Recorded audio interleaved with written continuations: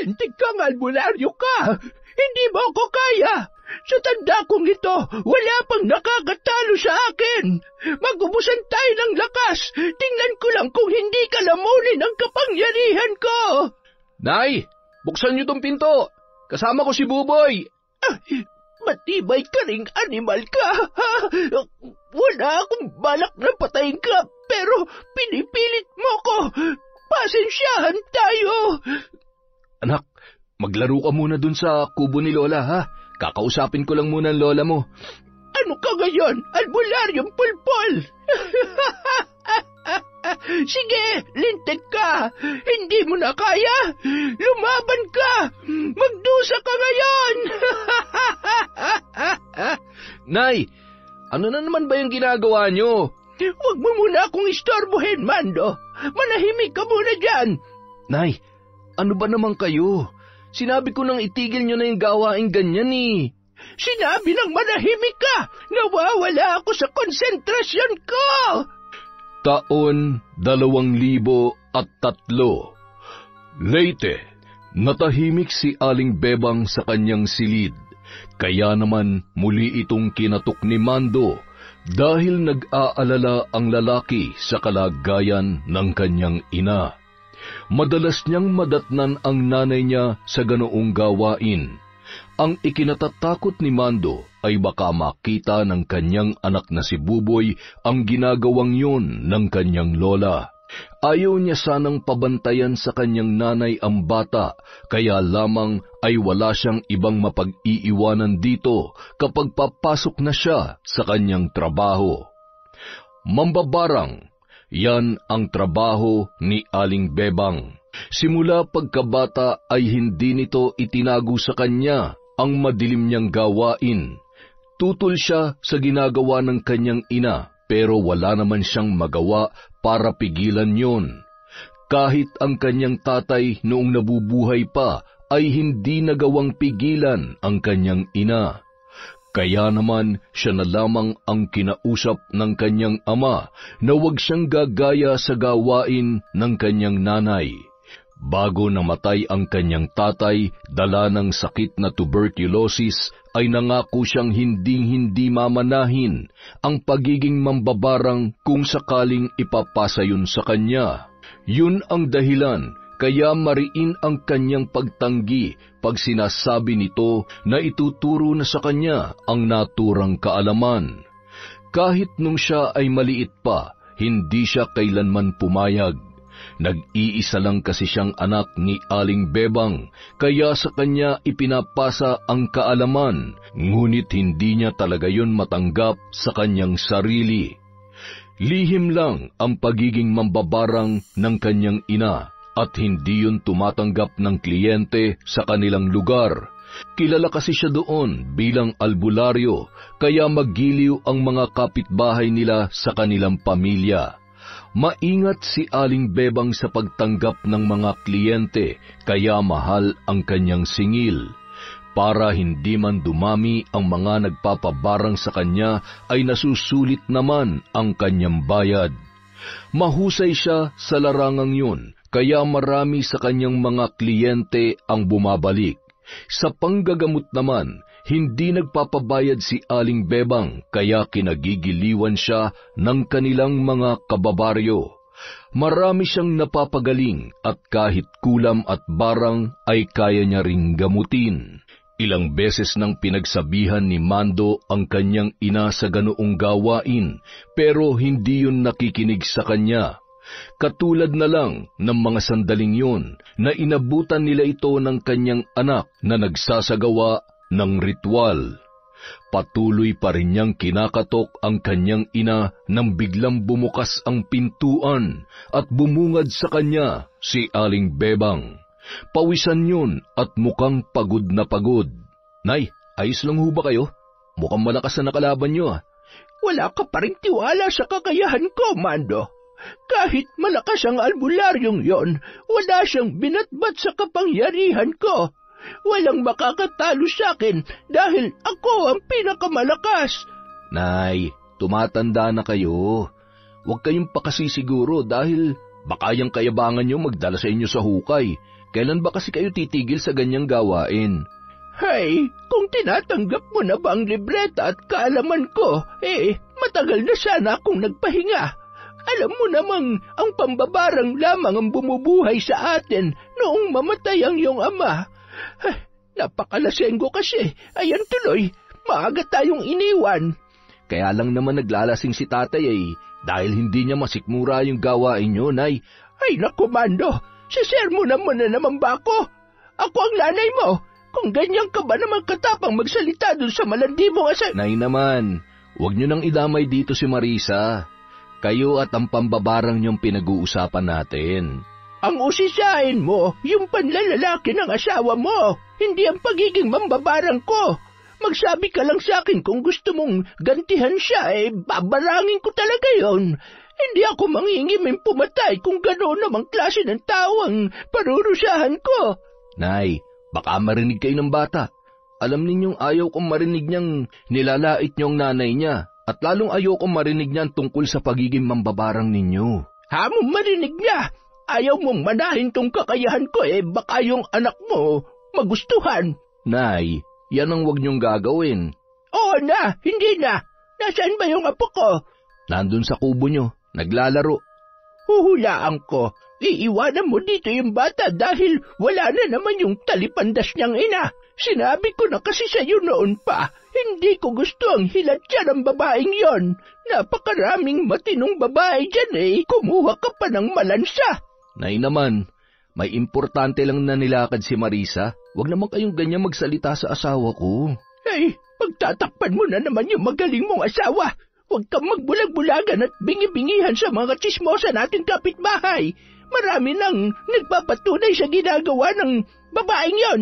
Magagalit ba ako't magsasalita laban sa kanya kung nakikita kong mabuti siyang ina at asawa? Nay, sa inyo na rin nanggaling. Mga tsismosa yung nagsabi. Huwag kayo nagpapapaniwala sa mga yan. Kaya tsismosa sila o hindi.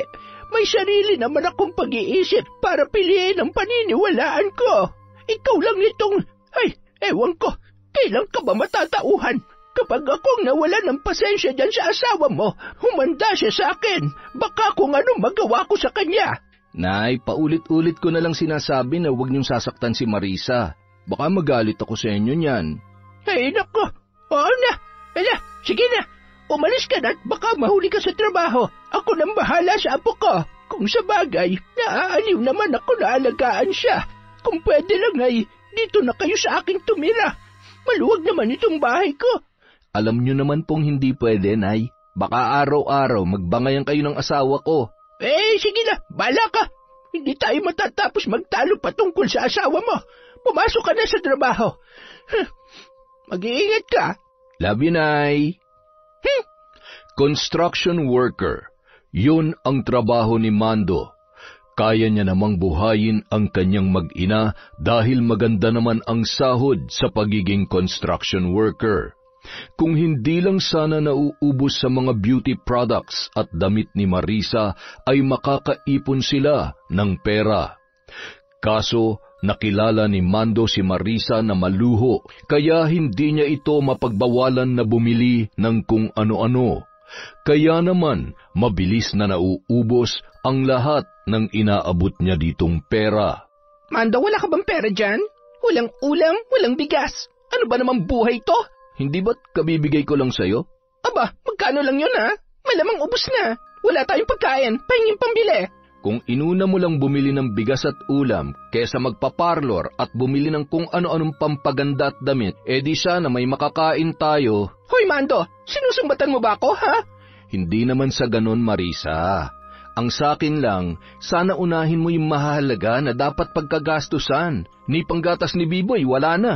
Kung naghahanap ka sana ng trabaho na may mas malaking sweldo, di hindi tayo naghihirap ng ganito. Ano naman trabaho ang mataas na sahod? Hindi naman ako nakapagtapos ng pag-aaral. Yun na nga lecheng buhay to. Hindi to yung pinangako mo sa akin. Tapos magrereklamo ka ngayon? Pati pagpapaparlor ko issue sa'yo? Hoy Mando, kung gagawin mo lang akong losyang, maghiwalay na lang tayo. Huwag ka namang ganyan, Marisa. Huminahon ka nga. Sige na. Magdedilihensya ako para pambili ng ulam at bigas. Natutulog pa si Buboy kaya huwag ka nang sumigaw. Sige ka, pag nagalit ka na nagalit, papangit ka. Inirapan na lamang siya ng babae at padabog na naupo. Umalis na rin si Mando at nagpunta sa kumpare niyang si Gado para manghiram ng pera. Pasensya ka na, paring Gado Babayaran ko rin agad kapag nakuha ko na yung sweldo ko. Pare, huwag mo mamasamain ang sasabihin ko Huwag ka masyadong nagpapa-under sa asawa mo. May anak na kayo. Dapat matuto na siya magtipid at magsinop ng pera. Pinagsabihan ko naman pare, kaso masyadong matapang Yan nga ang sinasabi ko sa'yo, paring Mando. Huwag kang pa-under sa asawa mo. Bakit hindi mo ako gayahin? Aba, kung hindi mo na itatanong, takot sa akin si Esme. Kailangan lang naman na sindakin sila paminsan-minsan para sumunod sa gusto natin. Ganun ba? Teka, hindi ba si Maring Esme yun? Mukhang galit Hinahanap ka yata pare. Ano, pare? Sandali lang Maiwan na kita. Baka masunog yung sinain ko. Bayaran mo na lamang ako kapag sumweldo ka na. Takot pala si Maring Esme sa'yo Pare, huwag mo sasabihin kay Esme na pinahiram kita ng pera. Galit sa asawa mo yan. Oo na pare. Sige na. Baka mapalo ka pa. Natatawang napailing na lamang si Mando nang makitang tarantang sinalubong ni Gado ang galit na asawa. Narinig pa niyang nagsosorry ito dahil napabayaan ang kanyang sinaing. Dumiretso siya sa karinderya at bumili na lamang ng lutong kanin at ulam dahil gutom na ang kanyang asawa. Ang sukli sa nahiram niyang 500 ay ibinulsa niya para may pambili siya ng bigas kapag pumunta sa bayan. Pag-uwi niya sa bahay, nadatnan niyang umiiyak ang 2 taong gulang niyang anak na si Buboy. Nagising ito na walang kasama kaya halos umatungal na sa kakaiyak. Hinanap niya si Marisa pero mukhang umalis yun ng bahay dahil wala ang kanyang bag at isang pares ng sapatos. Napabuntong hininga na lamang si Mando. Napapagod na rin siya sa kanyang asawa at minsan ay gusto niya nang sumabog. Pero ayaw niya namang totohanin ni Marisa ang banta na makikipaghiwalay sa kanya, kaya sunod-sunuran na lamang siya sa lahat ng gusto nito. Ayaw niya kasing masira ang kanilang pamilya. Kinahapunan, gumayak siya para pumunta sa bayan. Katulad ng dati, iniwan niya si Buboy kay Aling Bebang bago nagtungo sa bahay ng kanyang kaibigang si Gado para magpahatid dito. Tricycle driver kasi si Gado at yun ang madalas niyang sakyan kapag pumupunta siya sa bayan o di kaya ay sa kanyang trabaho. Hanip din yung asawa mo, pare Dapat siyang namamalengke dahil lagi kang pagod sa trabaho. Ikaw na nga ang kumakayod, ikaw pa nag-aasikaso sa bahay ninyo. Hayaan mo na pare, masaya naman akong pinagsisilbihan siya Buti sana kung inaalagaan niya man lamang si Buboy, kaso hindi Pare, kailan ka ba matatauhan dyan sa asawa mo, Pare, pinangako ko kasi kay Marisa na bibigyan ko siya ng magandang buhay. Maraming umaaligid sa kanya noon na mayaman, kaya maswerte ako na akong pinili niya. Ang mga mayayaman umaaligid sa kanya kasi gusto siyang gawing kabit, pero hindi naman siya inaalis sa club na pinagtrabahuhan niya. Ikaw ang kumuha sa kanya sa maruming trabahong yon. Siya dapat magpasalamat sa'yo, pre. Ewan ko ba naman sa'yo? Sinabi ko na ngang gold digger at social climber ang babaeng yun Inasawa mo pa. Gago. Gado. Ano? Gado, pre. Huwag ka naman magsalita ng ganyan sa asawa ko. Kung social climber siya, dapat kumabit na siya sa mga mayayaman. Pero akong pinili niya, pre. Pinili ka nga. Inuubos ka naman. Ikaw tong gago Pati yung para sa anak ninyo na pupunta na sa luho niya.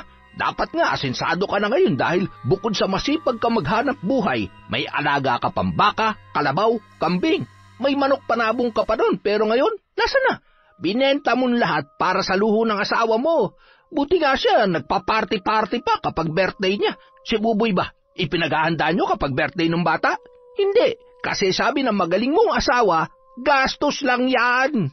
Oo na, tama ng sermon. Busog na ako niyang kay nanay. Huwag ka nang dumagdag pa sa sakit sa ulo ko. Bakit parang kasalanan ko? Kasalanan pa namin ng nanay mo? Kami nga ito nagmamalasakit sa'yo, pre. Salamat sa pagmamalasakit, pare Pero buhay ko to Ako magdedesisyon sa gusto kong mangyari sa buhay ko. Mahal ko si Marisa kaya sana naman huwag niyo siyang pagsalitaan na masama sa harapan ko. Ay, okay. Sige. Hindi tayo magkalaban dito, pre. Ang sakin lang, gusto kong mapabuti ang buhay mo. Ano, nabili mo na ba lahat ng kailangan mo? Umuwi na tayo. Baka naghihintay na si Buboy doon. Pinaandar na ni Gado ang tricycle kaya hindi na lamang kumibo si Mando. Ayaw niyang magkasamaan sila ng loob dahil kaibigan niya yun simula pa pagkabata. Masakit man ang sinabi nito tungkol sa kanyang asawa ay alam ni Mando sa kanyang sarili na tama naman ang mga sinabi ni Gado.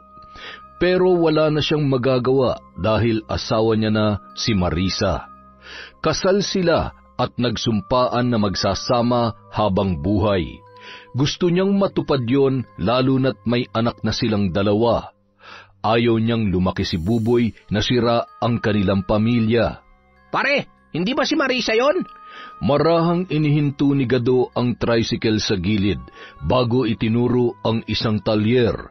Bukas ang gate noon kaya kita ang nasa loob. Kaisa-isang talyer yon sa kanilang bayan kaya kilalang pamilya ang may-ari noon. Nasa loob ng talyer si Marisa at nakakandong pa kay Darius na anak ng may-ari. Napakuyom ng kamao si Mando habang nagtatagis ang kanyang mga bagang. Umalis na tayo, Gado. Ano? Wala ka man lang bang gagawin, pare? Anong gusto mong gawin ko? Patayin ko silang dalawa? Hindi naman sa ganon, pre. Kaladkarin mo yung asawa mo pa uwi sa inyo. O kaya kahit masuntok mo man lang yung Darius na yan. Ay nako, pinipindeho ka nila eh. Tapos ano? Para mag-away kami ni Marisa? Para may dahilan siyang iwan ako? Seryoso ka ba sa sinasabi mo, pare? Alam mo, akala ko bulag at bingi ka lang eh. Pero ngayon ko napatunayan, natanga ka rin pala. Duwag ka. Sabihin mo nang gusto mong sabihin, pare. Basta ayaw kong masira ang pamilya namin. Ayaw kong lumaki si Buboy na walang ina. Eh kung ganyang klaseng ina naman ang kamumulatan niya, tingin mo ba magiging masaya ang buhay ng anak mo? Pare, umuwi na tayo habang kaya ko pa magtimpi.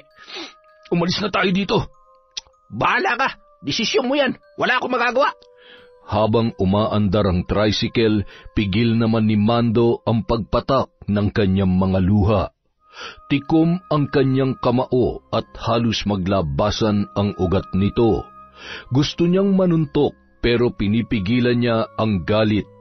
Hindi naman kasi manhid si Mando. Nagbibingi-bingihan lang siya sa mga tsismis tungkol sa kanyang asawa pero ramdam niya na totoong niloloko siya noon. Ngayong nasaksihan na yon ng kanyang mga mata, mas dobleng sakit pa ang kanyang nararamdaman. Parang sasabog ang dibdib ng lalaki sa magkahalong sakit at galit. Pagka-uwi, hindi muna sinundo ni Mando si Buboy sa bahay ni Aling Bebang. Dumiretso siya sa likod ng kanilang kusina at nagsibak ng kahoy. Lahat ng galit ay inilabas niya sa pagsisibak at sa mabibigat na gawain. Kanina gusto niyang basagin ang pagmumukha ni Darius. Ayaw lang niya ng gulo kaya inilabas na lamang niya ang galit sa paghataw sa malaking kahoy na nasa kanyang harapan. Ayaw niyang may mangyaring hindi maganda dahil naaawa siya sa kanyang anak. Paano na ito kapag napatay siya ng mga tauhan ni Darius? Paano kapag siya ang nakapatay at nakulong? Kawawa naman si Buboy, kaya naman pinili niya na lamang na umalis. Isa pang dahilan ay ayaw niyang lalo silang magkagulo ni Marisa at tuluyan ng maghiwalay. Katangahan man maituturing, pero ayaw niyang masira ang binuo niyang pamilya. Inabala niya ang sarili sa gawaing bahay hanggang sa sumapit ang gabi. Nakapagluto na siya kaya naghain na rin habang naghihintay sa pagdating ng kanyang asawa. Hindi niya na muna sinundo si Buboy dahil gusto niya na magkausap sila. 10:00 ng gabi nang umuwi si Marisa. Dumiretso agad yun sa kanilang kwarto. Sinundan naman agad yun ni Mando. Marisa, kailangan natin mag-usap. Oo nga, kailangan natin mag-usap, Mando. Teka, anong ginagawa mo? Bakit nag-iempake ka ng mga damit mo? Aalis ako. Nagyaya yung kaibigan ko na magbakasyon kaya sasama ako sa kanya. Kaibigan ba talaga? o si Darius ang sasamahan mo? Aba, Mando, pinapabilib mo ako Hindi ka pala tanga. Asawa mo ako, Marisa. Hindi ka basta pwedeng sumama sa lalaking yon. Hindi ka alis dito. Asawa nga kita, pero hindi mo na ibibigay kung anong gusto ko. Pumayag ako magpakasal sa'yo dahil sabi mo, ituturing mo akong reyna. Sabi mo, ibibigay mo ang lahat ng gusto ko. Akala ko magiging masaya ako sa'yo dahil mahal naman kita. Kaso, hindi pala sapat ang pagmamahal lang. Nawawala ang pagmamahal kapag nagugutom ka na at naghihirap. Marisa, kung mahal mo ko, aayusin natin to. Huwag kang sumama kay Darius, pakiusap, mahal. Leche ka, bitiwan mo nga ako. Huwag mo akong yayakapin dahil naalibadbaran ako sa'yo. Nagsisisi ako kung bakit pinairal ko nun ang puso ko. Ang dami mayayaman nagkakagusto sa akin tapos sa'yo lang ako bumagsak. Mahal naman, huwag ka magsalita ng ganyan. Ginagawa ko naman ang lahat para maibigay ang gusto mo. Nagpapakasipag ako magtrabaho para mabigyan kayo ng magandang buhay. Magandang buhay bang tawag mo dito? Hindi mo nga kayang tustusan ng skincare ko. Mabuti pa si Darius na ibibigay niya sa akin lahat ng pangangailangan ko. Nakikita mo ba to? Inilabas ni Marisa ang kwintas na nasa kanyang leeg, pati na rin ang bagong hikaw. Mukhang gawa yun sa tunay na ginto, kaya nanlumo na lamang si Mando dahil sa pagiging materyosa ng kanyang asawa. Nang makita niyang nakapag-empake na si Marisa, ay mariin niyang hinawakan ang braso noon. Aray ko, Mando! Nasasaktan ako! Bitawan mo ako! Asawa mo ko, kaya may karapatan akong pigilan ka. Hindi ka alis. Dito ka lang. Kung hindi ano? Sasaktan mo ako? Sige! Saktan mo ako para mas may dahilan ako na iwanan ka. Ano? Saktan mo ako! Marisa, alam mong hindi kita kayang saktan. Ano ba dapat kong gawin para hindi ka umalis? Wala, Mando. Kahit anong gawin mo, hindi mo maibibigay ang buhay na gusto ko, kaya pabayaan mo na ako. Kahit para kay Buboy na lang, maawa ka sa bata, Marisa. Huwag mo kaming iwan. Huwag mo na masirain ang pamilya natin. Mahal na mahal kita. Mahal ka namin ng anak mo. Hindi ako mabubuhay sa pagmamahal lang, Mando. Si Buboy, iiwanan ko na siya sa'yo dahil ayaw ni Darius ng bata. Ikaw nang bahala sa kanya. Aalis na ako kaya tumabi ka sa daraanan ko. Hindi na napigilan pa ni Mando ang pag-iyak dahil dumating na ang araw na kanyang kinatatakutan. Ang tuluyang pag-alis ng kanyang pinakamamahal na asawa. Pilit niyang hinabol si Marisa at halos lumuhod siya sa harap nito, wag lamang siyang iwan. Pero umalis pa rin ang babae. Kitang-kita ng dalawa niyang mga mata nang sumakay yun sa sasakyan ni Darius. Naiwan si Mando na luhaan at mariing nakakuyom ang mga kamao. Nagbubulungan naman ang kanilang mga kapitbahay na nakasaksi sa pangyayari. Oy, tapos ng palabas! Magsiuwi na kayo, mga tukmol!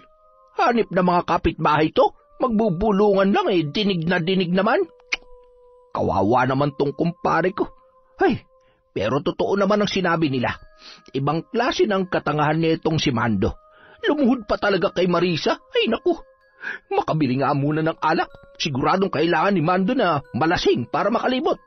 Awang-awa si Gado sa kanyang kaibigan. Isa lang ang naiisip niyang paraan para madamayan si Mando. Iinom sila para mailabas nito ang sama ng loob sa kanyang asawa na si Marisa. Pare-pareho yung mga babae, pre. Ginagawa tayong alipin. Dapat sa kanila true eleksyon. Pre, lasing ka na. Hinay-hinay lang kasi sa pag-inom. Ako dapat yung lasing dito Mamaya, susunduin ka na ni Maring Esme dito. Ako na naman ang pagagalitan nun na nilalasing kita kahit ikaw naman to nag-aya. Huwag mo isipin si Esme, pre. Ha? Kahit ganun yun, mahal ako nun. Hindi yun lalaki. Hindi katulad ng asawa mo. Ay, nako. Magpasalamat sila lalo wala ako kanina. Kung hindi, nangiram yung Darius na yun ang mukha sa aso. Bakit ba kasi hinayaan mo makalis sila nang wala man lang bangat sa pagmumukha, pre? Dapat sinuntok mo. Binugbog mo sana. Pare, ihahatid na kita. Lasing ka na. Susunduin ko pa si Buboy sa bahay ni nanay. Hindi pa ako lasing, pre. Yung pa tayo. Pre, dito lang ang para sa'yo, ha. Kahit umiyak ka, hindi kita pagtatawanan. Kung gusto mo naman sugurin si Darius, nasa likod mo lang ako, pre. Oy, pareng Gado. Hanggat maaari, ayaw ko ng gulo. Masakit ang ginawa ni Marisa. Sobrang sakit, pero kailangan kong maging matatag para sa anak ko, pre. Hindi ako pwedeng sumuko, kaya ikaw, tigilan mo na yung pag-iinom. Mo, pre, dati iniisip ko tanga ka eh. Pero, mas tanga si Marisa, pre. Pinakawalang ka pa niya. Ay nako, napakabuti mo kayang asawa. Kung nabaging babae ako, naku, pakakasalan kita, pre. I love you, pre. Pakis nga. Oy, yan ka na naman eh. Lasing ka na talaga eh. Nakakadiri kaya yung lumalabas sa bunganga mo. Halika na, ihatid na kita. Pagkahatid kay Gado, dumiretso na si Mando sa bahay ng kanyang ina. Pero sarado na yon at patay na ang mga ilaw. Tsak na tulog na ang mga yon, kaya minabuti niyang bukas na lamang sunduin ang kanyang anak. Nang mapag-isa sa bahay, muling naramdaman ni Mando ang pangungulila at sakit na dulot ng pag-iwan sa kanila ni Marisa. Mas naaawa siya kay Buboy dahil napakabata pa nito para talikuran ng kanyang sariling ina. Nilunok na niya ang kanyang pride para lang mapanatiling buo ang pamilya. Pero nang makita niya ang magarang kotse, pati na ang mga alahas ni Marisa, alam niyang hindi na talaga yun babalik pa. Masakit man, pero kailangan niya magpatuloy sa buhay alang-alang kay Buboy. Mando, butit nandito ka na. Nabalitaan ko nangyari. Ang bilis talagang kumalat ng chismis, oh. Pero ayaw ko ng pag-usapan, Panay. Kumusta na po si Buboy? Nilalagnat ang anak mo, pero huwag ka mag-alala.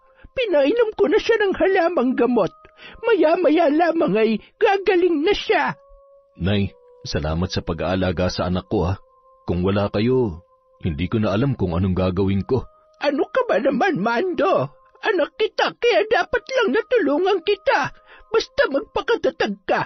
Huwag mong panghihinayangan ng ganoong klaseng babae. Para kay Buboy, Nay. Siya na lang ang lakas ko. Sigurado po ba kayo nagagaling ang anak ko? Oo, mabisa ang halamang gamot na pinainom ko. Kahit naman mambabarang ako, may alam din ako sa panggagamot. Sige po, Nay. Hindi ko nagigisingin si Buboy. Kayo na lang po munang bahala sa kanya. Ano pa nga ba? Sige na, pumasok ka na sa trabaho.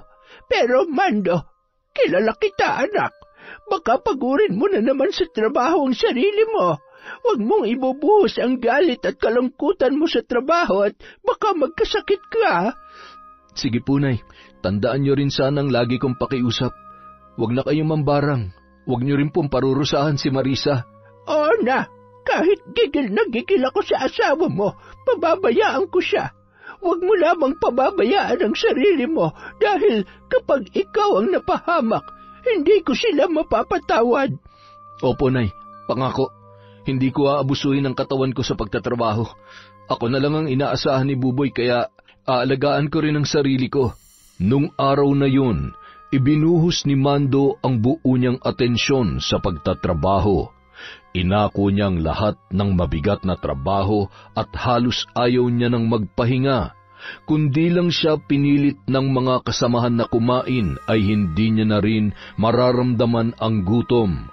Sa ganoong paraan kasi siya pansamantalang nakakalimot, kaya hindi niya masisisi ang kanyang ina kung bakit ganoon na lamang ang pag-aalala sa kanya. Tanghali na nang humahangos na dumating sa site si Gado. Nag-aalala ang itsura nito habang tinatawag si Mando. Sakto namang naghahalo siya ng simento na malapit sa bukana ng site. Paring Mando! Pare! O pare, bakit humahangos ka? May nangyari ba? Yung anak mo si Buboy kinukumbulsyon. Nagdurugo ang ilong ng bata kaya ipinapatawag ka ni Aling Bebang para maidala siya sa ospital. Ano? Naku, Diyos ko. Dapat idiniretso niyo na siya sa ospital bago mo ako pinuntahan dito. Nagmamadaling nagpaalam si Mando sa kanilang foreman. Agad naman yung pumayag nang malaman ang nangyari. Pagdating niya sa bahay ng inang si Aling Bebang ay umiiyak na ito sa sobrang pag-aalala sa kanyang apo. Maraming pantal sa katawan ang bata. Inay, ano po ba nangyari? Akala ko ba mapapagaling yung anak ko? Hindi ko alam. Kanina'y humupa naman ang lagnat niya, pero nung makapananghali ay ganyan na siya. Pagdating sa ospital, agad namang inasikaso ng mga doktor ang bata. Doon nila nalaman na dinapuan yun ng dengue at malala ang kondisyon. Kailangan daw nitong masalinan ng dugo sa lalong madaling panahon. Agad na nagpresenta si Mando bilang donor ng anak pero hindi compatible ang kanilang blood type. Ang sabi ng doktor, maaaring ang ina ng bata ang kapareho niya. Nagkakaubusan kasi ng supply sa blood bank dahil sa lumulubong kaso ng dengue sa kanilang lugar. Kaya labag man sa loob ni Mando ay napilitan siyang pumunta sa magarang bahay ni Darius para pakiusapan si Marisa. Marisa!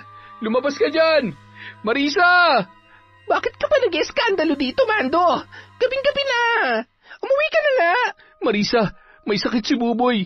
Oy, may sakit pala eh. Bakit hindi mo dalhin sa doktor? Hindi yung akong binubulabog mo dito.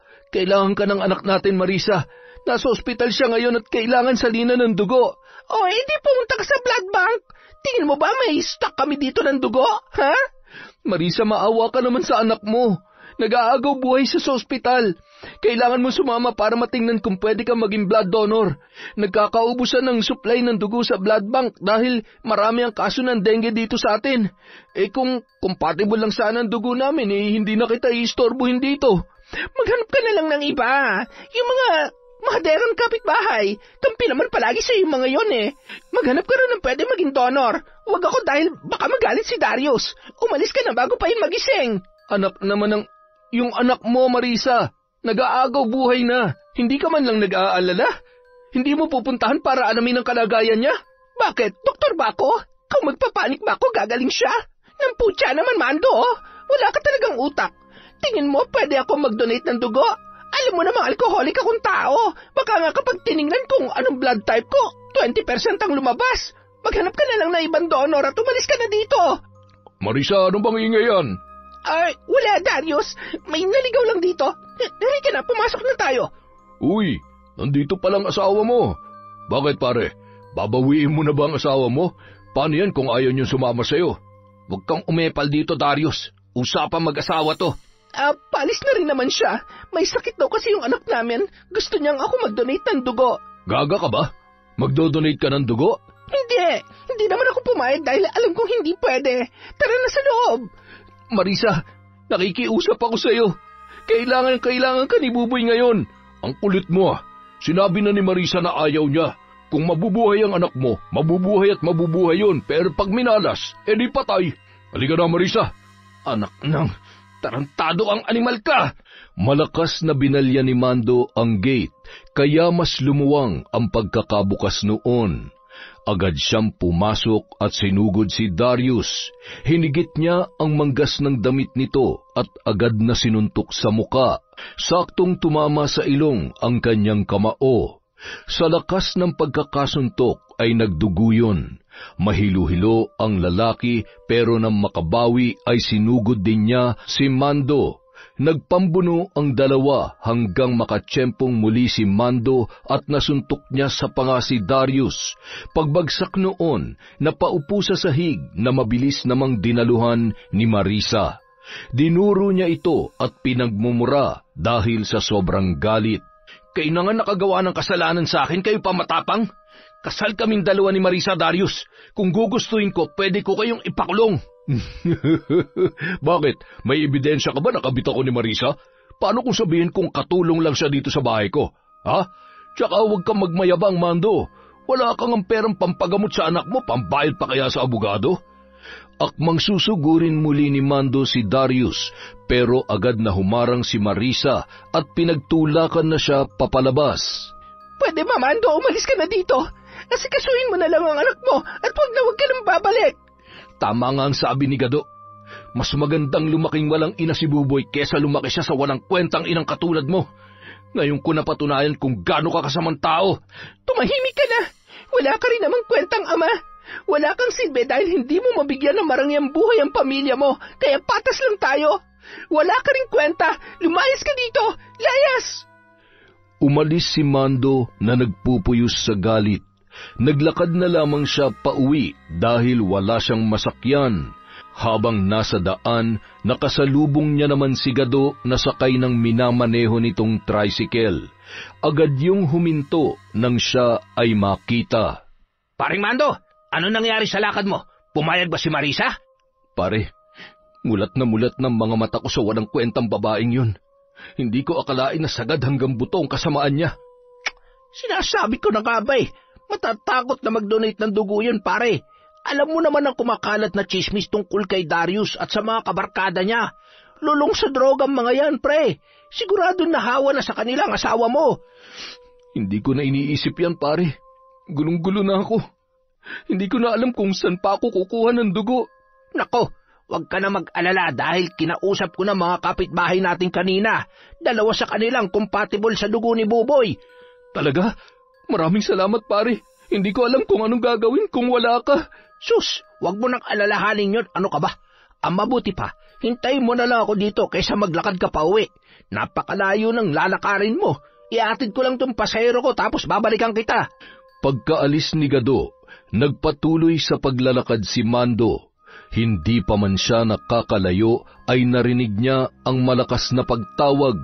Lumingon siya at nakita si Darius kasama ang 2 lalaki na tropa nito.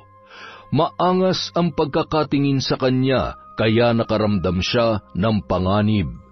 Malalaki ang hakbang na nilapitan siya ng mga yun at bago pa siya makakilos ay nakwelyuhan na siya ni Darius. Ang 2 kasama naman noon ay hinawakan siya ng mahigpit sa magkabila niyang braso. Ang yabang mo Akala mo makakaalis ka nang hindi ako nakakaganti? Ano bang ganti ang sinasabi mo?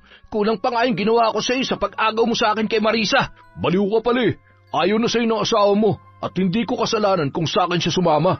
Wala ka kasing kwentang tao Sige, dalhin niya sa bahay. Kinaladkad siya ng 2 lalaki at dahil mas malaki ang katawan ng mga yun sa kanya, hindi na niya nagawang manlaban pa. Wala naman siyang mahingian ng tulong dahil malayo ang kinaroroonan ng kasunod na bahay. Mukhang tulog na rin ang mga tao. Pagkapasok sa bakuran ni Darius ay agad siyang sinikmuraan ng isang lalaki bago siya itinulak ng malakas. Sumadsad ang katawan niya sa pader habang iniinda ang sakit ng pagkakasuntok sa kanya. Wala pang sino man na naglakas ng loob na kumalaban sa akin dahil kaya kong paikutin ang batas dito sa atin. Malakas ang koneksyon ko at kayang-kaya kitang baliktarin. Wala akong kasalanan sa iyo, Darius. Ikaw may kasalanan sa akin. Alam mo, asawa ko si Marisa at may anak kami pero inagaw mo pa rin siya. Wala akong inaagaw sa iyo. Kusa siyang sumama sa akin. Ano ka naman tanggihan ko? Sayang naman yun. Ang husay pa naman niyang magpaligaya sa kama. Sira ulo ka. Kung gusto mo si Marisa, iyong na siya. Pasalamat ka na lang dahil may pera ka. Kung wala, tingin mo papatulang ka niya sa itsura mong yan? O ba't sira ulo ka? Iniinsulto mo ba ako, ha? Sinuntok ni Darius si Mando pero nakaiwas yun. Gumanti siya ng suntok na tumama sa tagiliran ng lalaki. Napaluhod si Darius at halos mamilipit sa sakit. Patpatin naman kasi ang katawan noon dahil wala naman yung ginagawa kundi ang magbantay sa talyer at uminom ng alak. Pera lang talaga ang kanyang maipagmamalaki pero walang kadating-dating ang itsura. Uy kayo, anong tinutunga-tunga niyo dyan? Mayabang ka lang dahil may mga aso kang sunod-sunuran sa'yo. Dahil sa sinabi ni Mando ay nagpuyo sa galit ang 2 lalaki. Mukhang may session sa bahay ni Darius dahil nanlalaki pa ang kanilang mga mata, halatang lulong sa ipinagbabawal na gamot. Sinugod siya ng isang lalaki pero nagawa niya itong sipain sa dibdib. Napaatras yun at bahagyang ininda ang kanyang pagkakatadyak. Sumugod din ang isa pa, kaya dinampot niya ang isang banga na nakadisplay sa garden at ginamit na pamukpok sa ulo ng lalaki. Nabasag yun at natumba ang naturang lalaki. Nahilo yun kaya hindi agad nakaporma. Sinamantala yun ni Mando at patakbong tinungo ang gate pero humarang si Marisa. Paraanin mo ako, Marisa. Kailangan ako ng anak natin. Hoy, kayong dalawa, ang kukupan nyo. Makakatakas na tong hinayupak na to. Ha? Ano bang kasalanan ko sa'yo? Minahal naman kita pero bakit mo to ginagawa sa akin? Dahil sa'yo nasira ang buhay ko. Pinangakuan mo ako ng marangyang buhay pero ano? Inanakan mo lang ako. Tapos, leche pa yung batang yon. Tingnan mo itsura ko. Simula na ipanganak ko siya nasira na ang figure ko. Hindi na ako ang pang star of the night. Isa na lang akong pipitsugang pokpok. Hindi ko sinira ang buhay mo. Tinutulungan kita magbago pero lalo ka nagpapakalublob sa putik. Dahil sa ano? Dahil sa pera? Kung gusto mong sirain ang buhay mo, sige, magpakasasa ka sa pera pero paraanin mo ako. Naghihintay sa akin ang anak ko. Dito ka lang, hindi ka makakaalis. Darius, ano ba kayo? Akala ko magaganti ka. Napakalampan nyo naman pala. Tumahimik kang babae ka. Pigilan mo yung asawa mo. Pinilit ni Mando na baklasin ang pagkakayakap sa kanya ni Marisa bago niya marahas na itinulak yon. Napasubsob sa lupa ang babae kaya nagkaroon siya ng pagkakataon na makapunta sa gate. Pero natigilan siya nang sumigaw si Darius. Nakarinig din siya ng pagkasa ng baril. Isang hakbang mo pa, tatama ang bala ng baril na to sa ulo mo. Teka lang, Darius. Wala sa usapan natin na papatay ka ng tao. Hindi ako mamamatay tao. Sinasagad yung kakarampot kong pasensya. Ayaw na ayaw ko yung iniinsulto ko, lalo na kapag kinakalaban ako. Ayaw ko na naagrabyado dahil gusto ko ako nag-aagrabyado ng tao. Itinaas ni Mando ang dalawang kamay at marahang pumihit paharap kay Darius. Nakikiusap ako sa iyo. May anak ako naghihintay sa akin. Ano? Nawala ngayon ang angas mo. Kayong dalawa, gulpin niyo yan. Pinagtulungan nilang bugbugin si Mando. Nakiusap siya at nagmakaawa pero tila bingi ang mga yun. Halos sumuka na siya ng dugo dahil sa mga tadyak, suntok na kanyang tinamo pero tila walang kapaguran ang mga yun. Gumagapang na siya sa lupa habang sargo ang muka. Pero si Marisa ay nakangisi lang habang nakatingin sa kanya. Nang hindi na siya makagulapay ay doon lang siya tinigilan ng mga yun. Sige, itapon niyo na yung palabas ng bakuran ko. Ipagkalat niyo na nagnakaw siya kaya siya nabugbog. Buhay pa ba siya? Baka masabi tayo, Darius. Wala ka pa rin bang tiwala sa akin? Lahat kaya kong lusutan, Marisa. Lahat ng kumakalaban sa akin, pinapagapang ko sa hirap. Hinila ng dalawang lalaki ang walang malay na katawan ni Mando palabas ng bakuran. Itinapon nila yon sa masukal na gilid ng daan bago bumalik sa bahay ni Darius. Samantala, nagtataka naman si Gado dahil hindi niya na inabutan si Mando sa daan nung sandaling binalikan niya yon. Minabuti niyang umuwi muna pero nang daanan niya ang bahay ni Mando ay wala roon ang kanyang kaibigan. Nagpasya siyang bumalik na lamang sa ospital sa pag-aakala na naroon si Mando. Susunduin din kasi niya si Aling Bebang dahil hindi ito pwedeng magpuyat sa pagbabantay sa kanyang apo. Nang mapadaan sa medyo masukal na kalsada ay natigilan ang lalaki. May natamaan kasi ang ilaw ng kanyang tricycle. Teka, tao ba yung nakabulagta? Parang tao nga. Hinintuan ni Gado ang taong yun at nang lapitan niya ay agad niya yung nakilala. Ha? Paring Mando? Ano nangyari sa'yo? Tulungan mo ako, pare. Pare, dadalhin kita sa ospital. Magpakatatag ka lang. Kailangan ka pa ng anak mo. Pilit na isinakay ni Gado si Mando sa kanyang tricycle. Halos hindi na yun makagalaw sa dami ng galos at pasang tinamo. Lumobo rin ang kanyang muka dahil sa labis na pamamaga. Awang-awa si Gado sa kanyang kaibigan. Iisang tao lang ang pinaghihinalaan niya na may gawa noon kay Mando. Si Darius dahil malapit ang bahay nito sa lugar kung saan niya natagpuan si Mando. Samantala, hindi naman mapakali si Aling Bebang sa ospital. Kumakabog ang kanyang dibdib sa hindi malamang dahilan. Lumabas siya saglit para abangan ang pagbabalik ng kanyang anak, pero ang nakita niya sa labas ay ang natatarantang si Gabo na kabababa lamang ng tricycle. Tulong! Tulungan niyo ako! Pahiram ng wheelchair, stretcher, doktor, emergency to! Gado, ano ba nangyari at natataranta ka dyan? Anong emergency?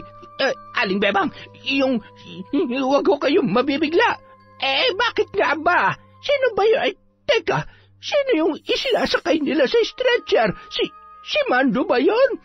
Opo, Aling Bebang, mukhang binubog siya at halos malamog na ang buong katawan niya. Ay, sus Mariosep, sino may gawa niyan sa anak ko? Hindi ko rin po alam, Aling Bebang. Nakita ko lang siyang nakahandusay sa daan malapit sa bahay ni Darius. Ha? Ang animal na yun! Ay, teka, Aling Bebang, saan kayo pupunta? Gagantihan ko, mga walang hiya. Papatayin ko sila. Ay, maghunos dili po kayo, Aling Bebang. Sa tandaan niyong yan ay, ano naman ang magagawa ninyo? Si Mando nga ay nabugbog, kayo pa kaya?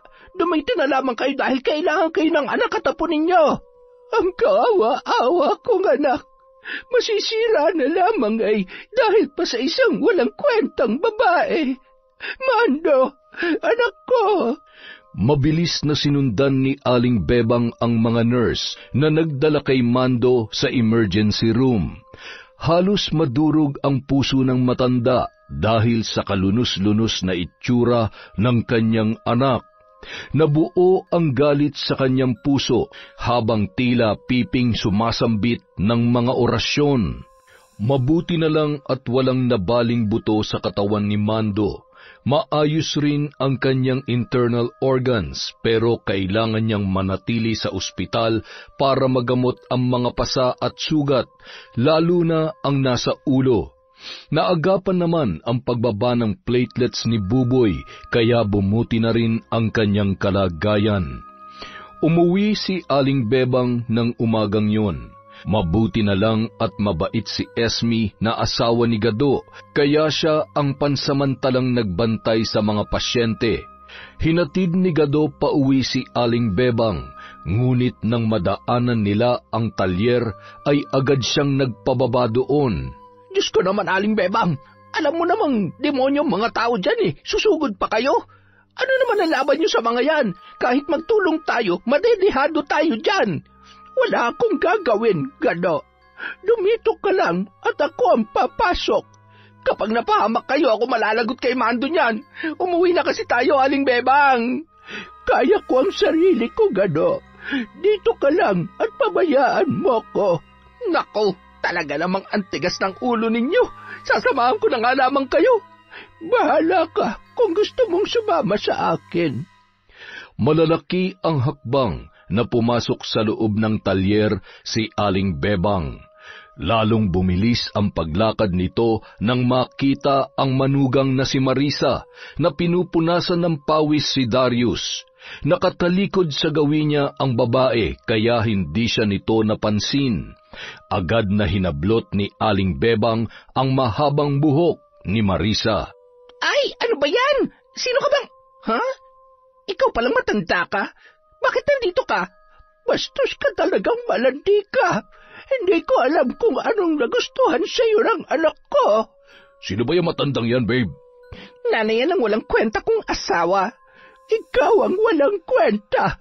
Yung anak mo, hindi mo man lamang maalagaan. Tapos itong lalaking to, pinupunasan mo ng pawis.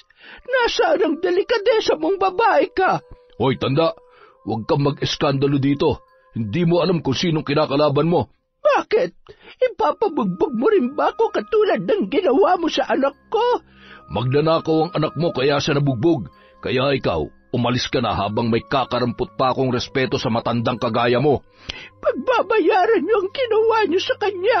Lintik lang ang walang ganti. Ano na naman yung gagawin mo? Sasabunutan mo uli ako? Sige, etong buhok ko, oh. Yan lang naman ang kaya mong gawin Talagang kakalbuhin kitang malandi ka. Aling Bebang, tama na yan. Umalis na tayo. Aray ko, punyeta ka, matanda ka. At talagang mananabunot ka nga. Ang lakas ng loob mo, ah. Malakas na itinulak ni Marisa ang matanda na muntik na nitong ikinatumba. Mabuti na lamang dahil maagap itong naalalayan ni Gado. Gado, iuwi mo na nga yung matandang yan. Baka hindi ko matansya yan at kung ano magawa ko. Babe, huwag mo nang patulan yung matanda. Uugod-ugod na nga eh. Baka ma-hospital pa yan. Wala na nga silang pambayad sa ospital eh. Baka magnakaw ulit ang anak niyan. Hindi magnanakaw ang anak ko. Mga walang hiya kayo. Kayo na nga itong nanakit sa kanya. Ipinabugbog mo pang hayop ka. Magbabayad kayo. Huwag kang manakot, tanda. Wala ka magagawa kahit magsumbong ka pa sa pulis. Kaya kong baliktarin ang batas. Hoy, kayong dalawa. Bagay na bagay kayo. Pareho kayong mga demonyo. Kung kaya niyong baliktarin ang batas, karma ng bahala sa inyo. Kakarmahin din kayo. Halika na, Aling Bebang. Umalis na tayo dito. Sige, lumayas na kayo. At wag na kayong babalik. Talagang aalis ako dito. Nakakasulasok ang amoy. Parang inaagnas na bangkay. Bago tuluyang umalis ay hinablot naman ni Aling Bebang ang panyong hawak ni Marisa na ipinampunas kanina sa pawis ni Darius. Makahulugan ang ngising iniwan niya sa mga ito bago tuluyang umalis. Abat, magnanakaw nga talaga mag-inang yon. Naghihirap na ba sila at kahit panyo hindi na sila makabili? Hayaan mo na, babe. Abulin na natin ang panyong yon. Pamuna sa bangkay ng anak niya. Hindi na pinansin ni Aling Bebang ang mga pagpaparinig ng dalawa. Diretso lang ang kanyang lakad habang mahigpit na nakakuyom ang dalawang mga kamao. Nakangisi habang hawak sa kanang kamay ang buhok ni Marisa at sa kaliwa naman ay ang panyong pawisan ni Darius. Pagka-uwi sa bahay ay nagpaalam siya kay Gado na magpapahinga muna at babawi ng tulog. Subalit nang makaalis ang lalaki ay tumuloy siya sa kanyang silid at humarap sa kanyang sagradong altar. Isang altar ng nakakatakot na rebulto na may sungay at buntot. Matapos mag-usal ng dasal ay inilabas niya ang pamaham o kapirasong kawayan na nagsisilbing sisidlan. Sinilip niya ang loob nito at napangisi nang marinig ang ugong ng mga insektong nasa loob noon. Hindi pangkaraniwan ang mga bubuyog na nasa garapon dahil ang mga bubuyog na ito ay pinakakain niya ng mga orasyon at pinapatakan ng kanyang dugo tuwing sasapit ang hating gabi ng Biyernes. Muli niya itong tinakpan at naghanda naman ng 2 bote ang matanda. Kinuha niya ang isang manikang gawa sa tela o tinatawag na voodoo doll. Ipinasok niya sa loob ng manika ang buhok ni Marisa at pagkatapos ay inilagay sa isang garapon. Kumuha siya ulit ng isang panibagong manika at pinulupot naman sa katawan nito ang nakuhang panyo. Binulungan niya yon ng orasyon bago inilagay sa garapon. Kinuha niya ang pamaham kung saan nakalagay ang alaga niyang mga ipis at bulate. Inilagay niya ang mga yon sa 2 garapon bago mariing tinakpan. Uunahin na kita, Darius. Gusto kong makita ni Marisa ang bagsik ng aking puot. Pinatakan niya ng sariling dugo ang naturang garapon kung saan naroon ang panyo ni Darius. Nagsigapangan ang mga ipis at uod. Nagsagawa siya ng ritual kasabay ng pagbulong ng mga orasyon. Nang matapos ay kinuha niya ang isang pamaham kung saan nakasilid naman ang mga bubuyog. Bumulong siya at lumabas ang isa sa mga yun. Kumuha siya ng puting sinulid at itinali sa mga paa ng insekto bago pumikit at muling bumulong. Binuo niya sa kanyang isipan ang itsura ni Darius. Hanapin mo si Darius at igawad mo sa kanya ang aking sumpa. Humayo ka, alagad kong bubuyog. Ipaghiganti mo ang aking anak. Lumipad ang bubuyog papalayo sa bahay ni Aling Bebang. Napangisi naman ang matanda habang nakatanaw sa papalayong insekto. Pumikit siya at lumitaw sa kanyang balintataw ang kaganapan sa paligid ng bubuyog, na parabang siya mismo ang lumilipad. Nanikluhod siya sa harap ng kanyang altar habang mahigpit na hawak ang garapong kinapapalooban ng panyo. Bumubulong siya ng mga kataga na tanging siya lamang ang nakakaunawa.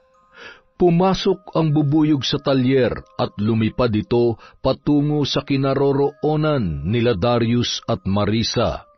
Naglalampungan ang dalawa kaya lalong nagpuyos sa galit ang matanda.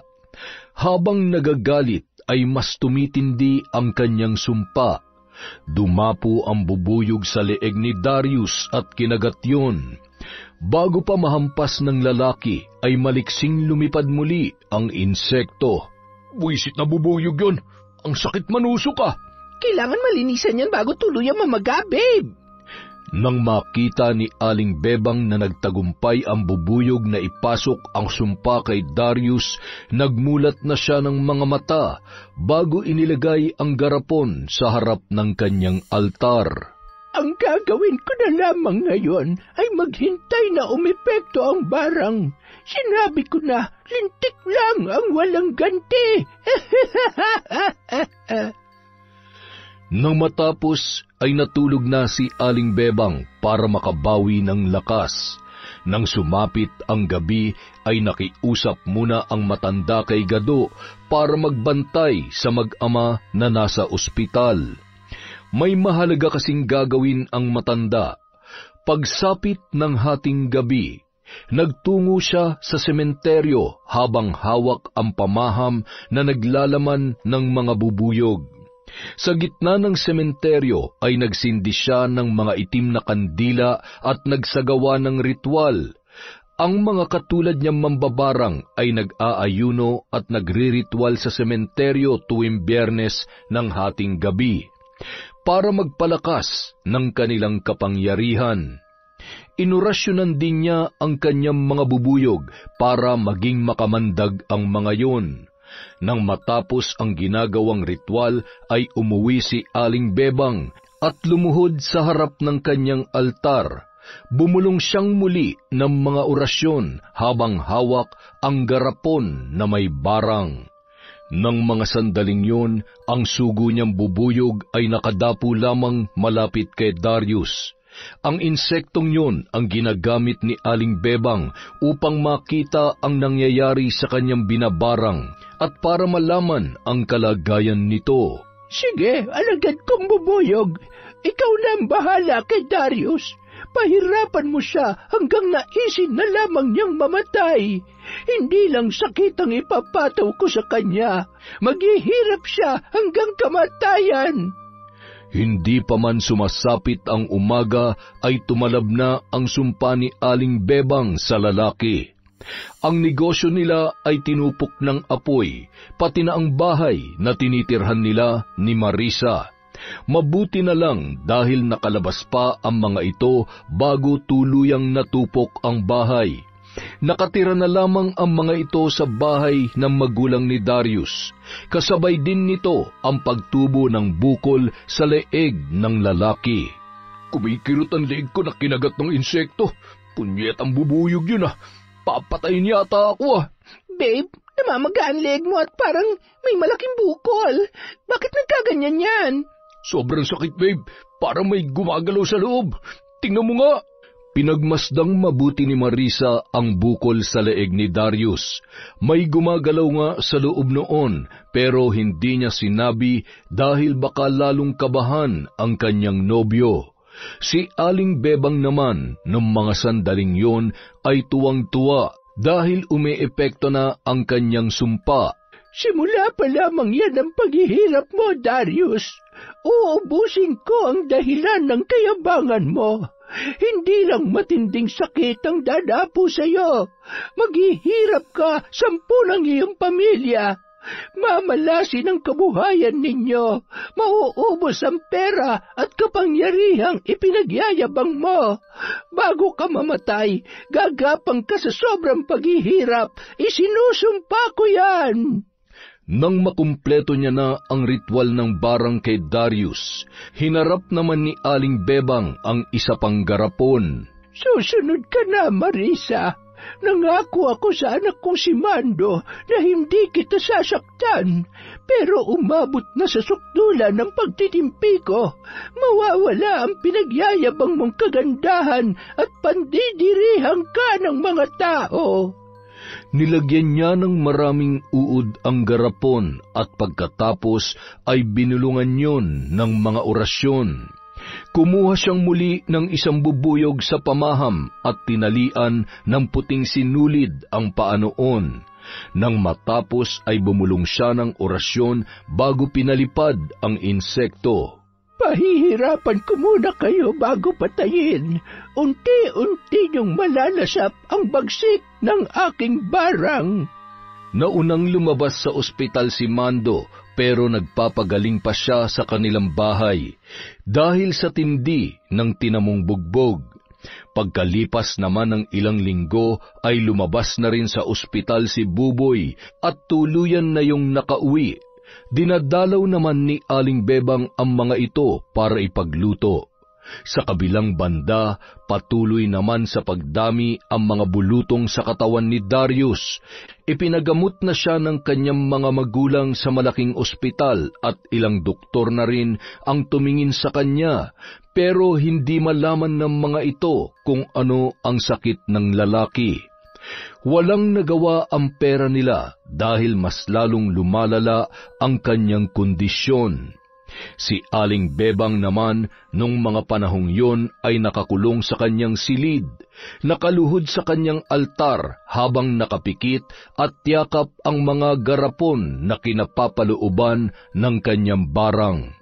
Sa pamamagitan ng kanyang mga bubuyog ay nakikita niya ang nangyayari sa dalawang nanakit sa kanyang pinakamamahal na anak. Ang sakit ng buong katawan ko, Marisa. Napakaraming uod sa higaan ko. Alisin mo mga uod na yan. Hoy, Darius, hindi mo ako alila. Nakakadiri ka na. Para ka ng inaagnas na bangkay. Punyeta kang babae ka. Nakatira ka dito sa pamamahay ko, kaya alipin kita. Hoy, nakinabang ka rin naman sa katawan kong hayop ka. Tsaka, huwag ka magmamalaki dahil nalulugi na rin naman ang negosyo mo. Wala ka ng silbi sa akin ngayon, Darius. Marisa, bumalik ka dito. Tulungan mo akong alisin ang mga uod na to sa katawan ko. Leche ka, iiwanan na kita bago mo pa ako mahawaan. Tingin mo ba hindi mo daranasin ang mga paghihirap ko? Magkakaganito ka rin dahil pareho lang tayo may inagrabyadong tao. Tingin ko binabarang ako, kaya siguradong babarangin ka din. Tandaan mo yan. Natigilan sa paglabas ng kwarto si Marisa at dahan-dahang lumingon kay Darius. Tingin mo binabarang tayo ni Mando? Pero imposible. Marisa, hindi ko na kaya. Ang sakit na. Tulungan mo ko. Hindi ko na to kaya. Kung kinakailangan lumuhod ka sa asawa mo, gawin mo na para bawiin niya ng barang sa atin.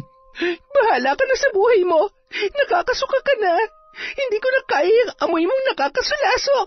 Hindi mapigilan ni Aling Bebang ang mapahalakhak ng malakas dahil napapanood niya ang pagtatalo ng dalawang taong nang agrabyado sa kanyang anak. Sa pamamagitan ng bubuyog na kumagat kay Darius ay nasasaksihan niya ang kaganapan sa bahay noon. Ngayon na mga alagad ko, pagpiestahan niyo ang laban ng lalaking yan. Nagkagulo ang mga insektong nasa garapon na kinapapalooban ng panyo ni Darius. Sa kabilang dako naman, lalong namilipit sa sakit ang lalaki. Parang hinahalukay ang kanyang sikmura at ilang saglit lang ay sumukayon ng napakaraming ipis at uod. Napaatras sa takot si Marisa at nagtitili palabas ng silid dahil sa sobrang pandidiri. Nababagay lamang yan sa inyong dalawa dahil sa ginawa niyo sa anak ko. Mamamatay ka, Darius, at ikaw naman, Marisa, ang isusunod ko. Nang sumunod na araw, Inabangan na ni Aling Bebang ang pagbabalik ng alaga niyang bubuyog. Hindi naman siya naghintay ng matagal dahil habang nasa bintana siya at nagkakape ay dumating na ito at dumapo sa kanyang palad. Nagkulay pula na ang sinulid na itinali niya sa paa ng insekto kaya lalong lumawak ang pagkakangiti ng matanda. Ang ibig sabihin ng pula ay tagumpay ang kanyang barang. Naglaho ang bubuyog at naging abo. Ang naiwan na lamang ay ang sinulid. Inilagay niya yun sa garapon na kinapapalooban ng barang niya kay Darius bago niya ito ibinaon sa lupa. Nang araw ding yun, pumutok ang balita sa lugar nila na patay na si Darius. Kamamatay lang nito pero naaagnas na at inuuod na ang bangkay, kaya naman pinakremate na lamang nila ang katawan noon. Wala pa mang pasyam, may tumubo na ring bulutong sa muka ni Marisa. Habang natutulog, hindi niya namalayan ang pagkagat ng bubuyog sa kanyang muka na dahilan ng paglobo noon. Dahil sa nakakakilabot na pagkamatay ni Darius ay agad na pinuntahan ni Mando ang kanyang ina. Nay, may kinalaman ba kayo sa pagkamatay ni Darius? May tatanggi ko pa ba? Huwag mong sabihin na magagalit ka sa ginawa ko. Pinaghihiganti lamang kita. Inay, hindi sa ganung paraan. May tamang proseso para pagbayarin sila sa kasalanan nila. Anong paraan? May magagawa ba ang tamang proseso na sinasabi mo kung kakampi nila ang batas? Kaya nilang paikutin ang batas, anak. Nay, hindi mo kailangan dungisan ang mga kamay mo. Hindi mo dapat ginagawa yan. Nangyari, Mando. Hindi ko maintindihan kung anong kinagagalit mo sa akin. Abay, halos patayin ka na nga ng mga yon. Hoy, matandang hukluban! Lumabas ka dyan! Harapin mo ako! Teka, si Marisa ba yon? Nakarinig sila ng malakas na pagkalabog ng bato sa kanilang bubong. Nang sumilip sila sa bintana ay nakita nila si Marisa na nasa labas at may hawak na bato. Hoy, babae! Tigilan mong bahay ko kung ayaw mong ipabarangay kita. Walang hiya ka, matanda ka. Bawiin mo ang barang mo sa akin kung ayaw mong iskandaluhin kita. Hindi ko alam kung anong pinagsasasabi mo dyan. Huwag ka na magmamaangan. Ngayon ko lang naisip na mambabarang ka pala. Kaya pala kung sino-sinong dayo nagpapagamot kuno sa'yo, yun pala hindi ka manggagamot. Kung namatay man si Darius at nagkakandaletse-letse ng buhay mo, karma na ninyo yan. Huwag mong isisi sa akin ang karma niyong dalawa. Marisa, alang-alang naman sa anak natin. Huwag mong eskandaluhin ang nanay ko. Mando, pagsabihan mo nanay mo na bawiin ang barang sa akin. Pangako, babalik na ako sa'yo. Magiging mabuti na akong asawa. Alam ko namang mahal mo pa ako. Hindi mo hayaan na mapatay ako ng nanay mo, diba? Babalik na ako sa'yo, Mando. Babalik ka na ngayon dahil patay na si Darius at wala ka nang mapupuntahan. Hoy, babae, hindi mo na mauuto ang anak ko. Tingnan mo nga yung itsura mo. Punong-puno ng bulutong ang mukha mo. Tumigil ka, matanda ka. Oras na hindi mo bawiin ang barang sa akin. Yung anak mong si Mando, makakalaban mo. Hindi ba, Mando? Tulungan mo naman ako sa nanay mo. Marisa, umalis ka na. Maayos na kami ng anak ko kaya hindi ka na namin kailangan. Hayop ka, lalaki ka. Itatapon mo na ako dahil ganito na ang itsura ko? Dahil hindi na ako maganda? Alam mo ang sagot dyan sa tanong mo, Marisa. Hindi pa naman sagad ang katangahan ko para balikan pa ang babaeng nanloko sa akin at nagpabugbog. Sinayang mong pagkakataon, Marisa. Minahal kita ng sobra-sobra, pero simula nung tumanggi kang puntahan si Buboy, nagising na ako sa kahibangan ko. Hindi ko lubos maisip kung paano ko minahal ang isang babaeng walang puso na katulad mo. Kung ayaw mo akong tanggapin, kukunin ko ang anak ko. Isasama ko siya at kahit kailan, hindi mo na siya makikita. Hindi mo magagawa yan. Hindi ako papayag na kunin mo ang anak ko. Baka hindi mo alam. Ako ang ina kaya sa akin mapupunta ang bata. Yun ay kung matinukang ina. Kahit na magdemanda ka pa, hindi mo makukuhang kustodiya ng anak ko. Marami ako makukuhang saksi kung gaano ka kawalang kwentang ina. Marunong ka na talagang lumaban ngayon. Dati, patay na patay ka lang sa akin. Magsama kayo mag-ina pero hindi ako papayag na ako lang ang masisira. Hoy, mga kapitbahay! Mambabarang ang matandang ito na nagpapanggap na albularyo. Isa siyang kampo ng demonyo. Maniwala kayo sa akin dahil binarang niya si Darius at ngayon ay gusto niya akong isunod. Hoy, Marisa! Wala kang mapapala dito. Kung sa inyo lang naman ni Aling Bebang, mas demonyo ka. Mas demonyo?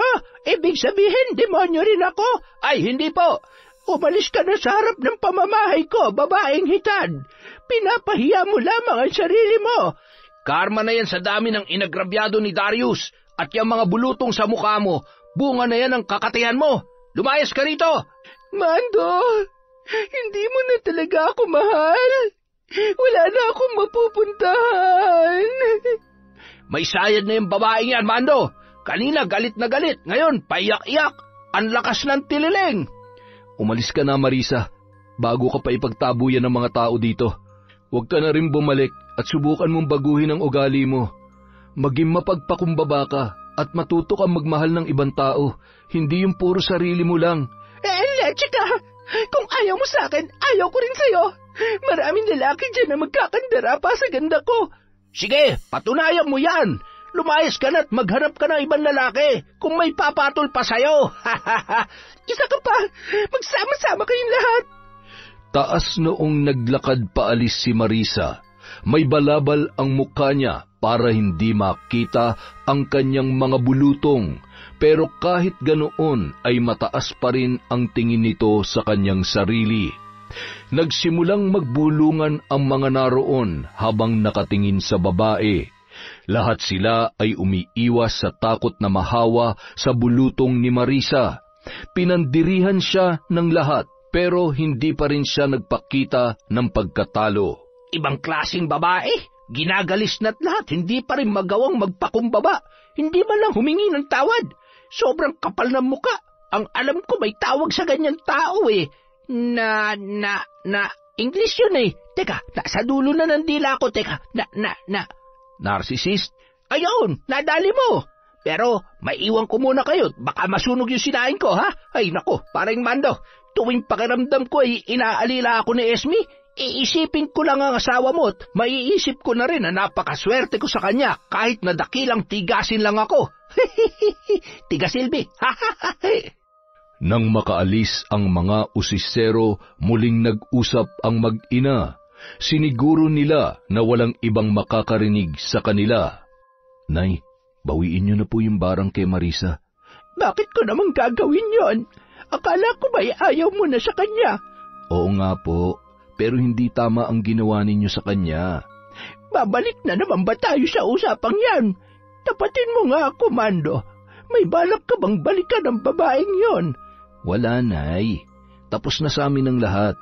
At alam kong hindi na babalik yon dahil napahiya na ng sobra. Bakit pinagtatanggol mo pa? Gusto ko lang naman na pagbayarin sila sa ginawa nila sa'yo, tapos siya pa ang kakampihan mo. Hindi ko siya kinakampihan, Nay. Ikaw lang ang inaalala ko. Kung talagang inaalala mo ko, pabayaan mo ko sa gusto kong gawin. Manghihina ang aking katawan kapag binawi ko ang barang. Pero hindi nyo ikamamatayan. Kaya pakiusap, Nay, itigil nyo na. Magbagong buhay na rin kayo. Magbalik loob kayo sa Diyos. Kaya gusto kong bawiin nyo ang barang dahil ayaw kong makagawa kayo ng isa pang kasamaan. Tingin mo ba, mapapatawad pa ako ng Diyos? Ang dami ko ng kasalanan. Ang dami ko ng napatay dahil sa pambabarang na ito. Kaya mapatay ko man o hindi si Marisa ay tiyak na sa impyerno na ang bagsak ko, anak. Nay, bakit hindi mo subukang magbagong buhay ngayon habang may panahon ka pa para magsisi sa mga nagawa mong kasalanan? Hindi natin hawak ang kapalaran, Nay. Kahit anong oras, pwedeng bawiin ang hiram nating buhay, kaya simulan mo ng pagbabago. Mapagpatawad ang Diyos, Nay. Kaya bakit hindi mo subukang humingi ng tawad at magbagong buhay? Anak, hindi ko alam kung kaya ko pa magbagong buhay. Hindi ko alam kung tatanggapin pa ako ng Diyos, kalahati ng buhay ko ay pambabarang na ang ginagawa ko. Hindi na ako umaasa pa na mapapatawad ang mga kasalanan ko. Walang mawawala sa inyo kung susubukan niyong humingi ng tawad sa Diyos ng paulit-ulit. Itakwil niyo ng demonyo, Nay. Tutulungan ko kayo dahil itong matagal na namin pinagdarasal ni Itay noon. Ang magbalik loob kayo sa Diyos. Ay, anak ko, patawarin niyo sana ako ng tatay mo. Mahal na mahal ko kayo, pero ang hirap talikuran ng gawaing ito. Pero susubukan ko, anak.